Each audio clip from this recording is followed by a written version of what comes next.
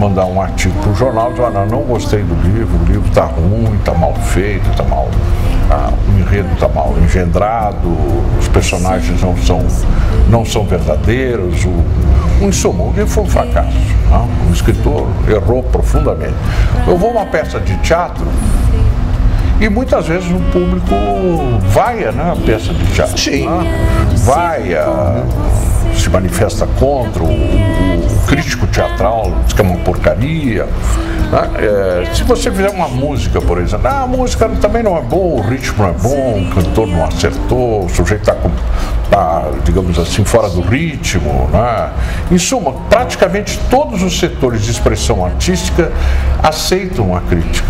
O único que não aceita e reage de uma maneira extremamente deseducada exatamente ao pessoal das artes plásticas e os críticos culturais que os apoiam. O senhor está se referindo a uma elite eu não digo cultural, que, elite. Né, que se fecha e que fica impermeável à crítica? O Tom Wolfe falou numa aristocracia, né? Bom, a aristocracia é refinada, essas pessoas não são refinadas. Não, eu não acredito que o cuiódromo lá seja refinado, que aquele tarugo que tem lá de ferro, lá no gasômetro, seja algo refinado, que a casa monte seja refinado. Eu não acho que isso aí é refinado. Eu acho que não cabe nem a expressão aristocrata, que significa refinamento, ou elite, que também significa refinamento. É uma minoria excêntrica, bizarra, né? Um produto da modernidade. O senhor falou no Tom Wolfe, né? O Tom Wolfe esteve aqui e chegou até a fazer uma crítica direta ao Picasso, né? Que, segundo ele, por ser um mau desenhista, eu não sei se Picasso era bom ou mau desenhista, mas ele disse, ser mau desenhista, ele enveredou por aquele caminho, digamos, menos figurativo, né? Aí ele errou profundamente, porque o Picasso era um notável pintor e um notável desenhista, né? É que o Picasso chegou na altura da vida, né, e se inclinou pelo cubismo, né? Mas isso foi um ato consciente, não foi um ato de uma pessoa, digamos assim, desqualificada como artista, né? Agora, atualmente, por exemplo, não há nem exigência de que o sujeito saiba desenhar. Então você botar uma cadeira e um ovo em cima não precisa fazer desenho. Mas nós estamos entrando no campo da instalação, né? Quer dizer, então, e é um detalhe interessante isso, né? Quer dizer, como a arte está abdicando de uma das suas características, que era a perenidade. Sim. Né? Você vê que é uma instalação que depois pode ser desmontada e ir embora. Desmontada e vai embora. Quando praticamente todos os artistas... Ela serve a um momento só, né? É descartável, né? Descartável. Um objeto de consumo.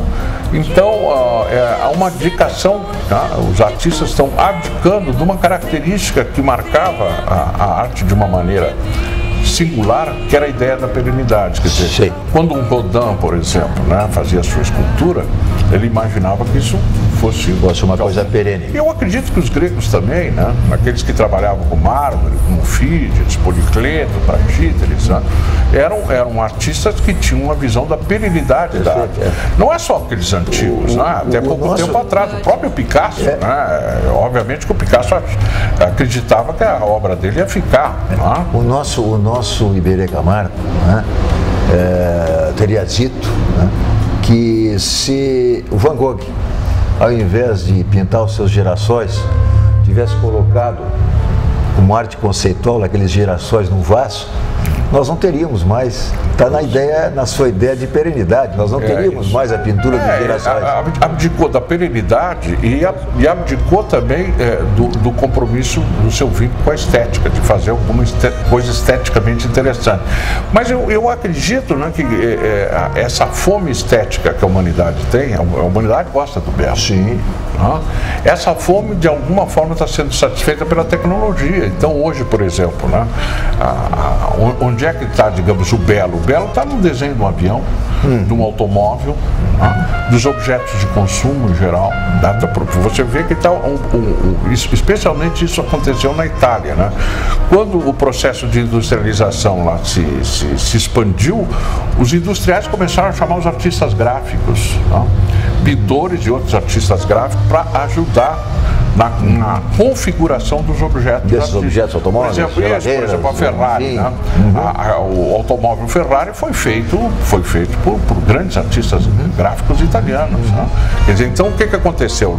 A partir do momento que as artes plásticas abdicaram dessa função de ter um compromisso estético, elas permitiram, por exemplo, assim, que isso fluísse para a área da tecnologia. Então hoje, por exemplo, você vê mais beleza num salão de automóvel do que numa instalação de uma Bienal.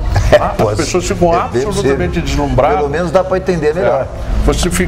As pessoas que visitam um salão de automóveis, elas saem, digamos assim, com a sua cota de fome estética muito mais satisfeita do que vão, né? E de certa forma eu lamento isso que os artistas tenham abdicado. E sem sair torturados pela dúvida, né? Não, e além do mais também, né? Ninguém chama isso de arte, né? Um desenhista de automóvel não se propõe sendo artista, né? Mesmo assim, ele termina de alguma forma fazendo quase que uma obra de arte. Hoje, um automóvel... O senhor está falando aí, já entrando num outro tema, né, dentro desse aspecto, que é a influência do mercado. Não tem dúvida, né? Mas, em suma, né, quer dizer, há uma fome estética por parte da humanidade. Essa fome estética, ela é uma das coisas mais democráticas do mundo, porque todo mundo gosta da beleza. Quer dizer, não se restringe à obra artística visual estricto sensu, ela envolve admirar a aurora ou o pôr do sol. Isso é um fenômeno universal.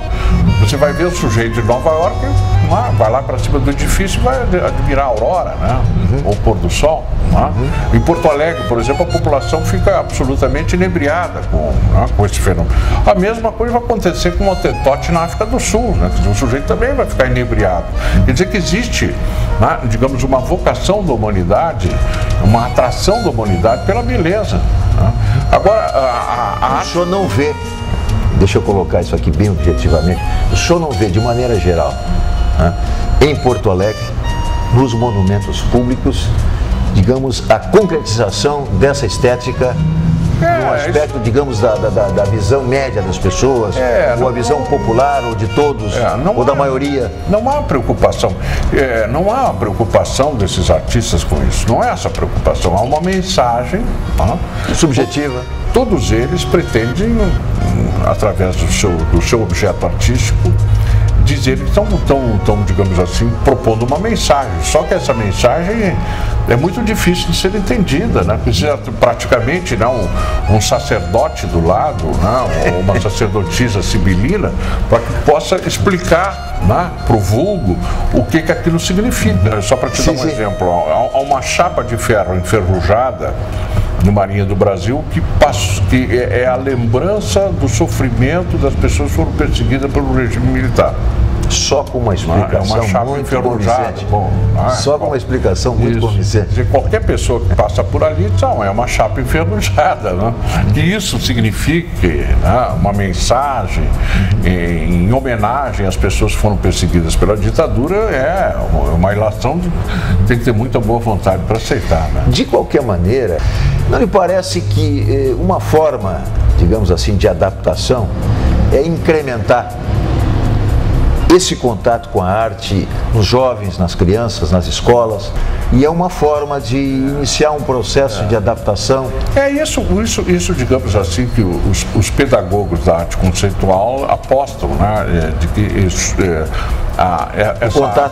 essa arte, ela digamos assim, ela propõe uma nova linguagem e precisa de um processo de alfabetização. Né? Então é necessário que o jovem passe por um processo de aprendizado